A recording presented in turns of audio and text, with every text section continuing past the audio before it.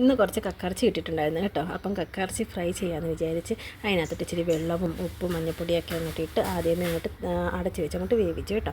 വേവിച്ചിട്ട് നമ്മളും കുറച്ച് സവാളയൊക്കെ അങ്ങോട്ട് അരിഞ്ഞൊക്കെ അങ്ങോട്ട് എടുത്ത് വെച്ച് കേട്ടോ. ഞാനിങ്ങനെയാണ് സവാള പൊടിക്കുന്നത്. മീഷോയിൽ നിന്ന് മേടിച്ചതാണ് കേട്ടോ. അപ്പോൾ ആ സവാളയൊക്കെ അരിഞ്ഞ് വെച്ചിട്ടുണ്ടായിരുന്നു. പിന്നെ അതൊക്കെ സെറ്റായി വരുമ്പോഴത്തേക്ക് നമുക്ക് കുറച്ച് കത്രിക്ക കിട്ടിയിട്ടുണ്ടായിരുന്നു. കത്രിക്ക ഇച്ചിരി ഉപ്പും മുളക് പൊടിയും ഇച്ചിരി പിന്നെ മഞ്ഞൾപ്പൊടിയും കുരുമുളക് പൊടിയും ഒരു ലേശം മസാലപ്പൊടിയും ഇട്ട് നന്നായിട്ട് പുരട്ടി അങ്ങോട്ട് റെസ്റ്റ് ചെയ്യാനായിട്ട് വെച്ചിട്ടുണ്ടായിരുന്നു. അത് കഴിഞ്ഞിട്ട് നമ്മൾ കക്കയിറച്ചി ഫ്രൈ ചെയ്യാനുള്ള കാര്യങ്ങളെല്ലാം നോക്കിയിട്ടുണ്ടായിരുന്നു. വെളിച്ചെണ്ണ ഒഴിച്ചതിനകത്തിട്ട് കടുവൊക്കെ ഇട്ടിട്ട് നന്നായിട്ട് അതിങ്ങനെയാണ് ഞാൻ കറിവേപ്പിലയൊക്കെ വെക്കുന്നത്. വീട്ടിൽ കിളിക്കുന്ന കറിവേപ്പിലയാണ് കേട്ടോ. അപ്പോൾ അതിങ്ങനെ എടുത്ത് ഗ്ലാസ്സിനകത്ത് ഇച്ചിരി വെള്ളമായിട്ട് വെച്ച് നമുക്ക് ഒരാഴ്ച വരെ നമുക്ക് എടുക്കാം. എനിക്ക് ഫ്രിഡ്ജിനകത്ത് വെച്ചെടുക്കുന്നത് എനിക്ക് ഇഷ്ടമല്ല കേട്ടോ.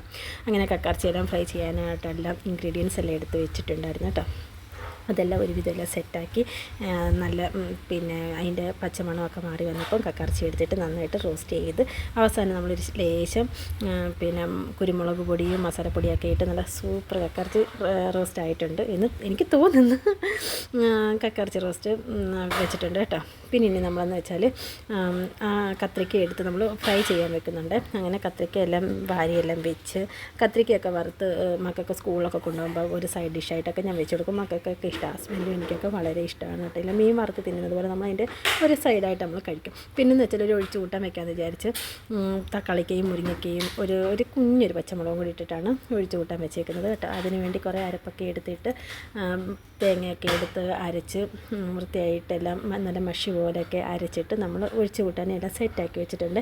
അതിനകത്തോട്ട് ഇച്ചിരി കടുവും കൂടെ വറുത്ത് കോരി ഒഴിച്ചിട്ടുണ്ട്. അപ്പം നമ്മുടെ കറികളെല്ലാം നമുക്ക് റെഡി ആയിട്ടുണ്ട് കേട്ടോ. ഇത്രയൊക്കെ ആയപ്പോഴത്തേക്ക് ഞാൻ നല്ലവണ്ണം എന്ന് വെച്ചാൽ